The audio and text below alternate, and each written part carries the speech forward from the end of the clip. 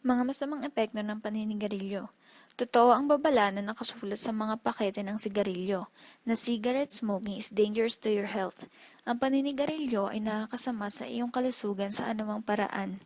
Ang mga epektong ito ay dahil sa iba't ibang lason na nasa sigarilyo, gaya na lamang ng nicotine, isang nakaka-addict na kemikal, carbon monoxide na siya rin kemikal na nasa tambutso ng sasakyan, hydrogen cyanide, kemikal na nasa bomba at marami pang iba.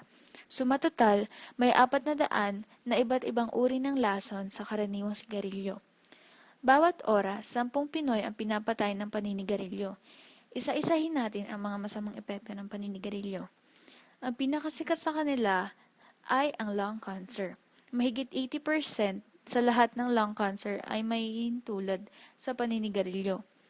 At hindi lamang cancer sa baga ang hatid ng yosi. Marami pang ibang cancer ang maaaring idulot ng paninigarilyo. Kaya ugaliing huwag tangkilikin ang paninigarilyo upang ligtas tayo sa iba't ibang uri ng karamdaman.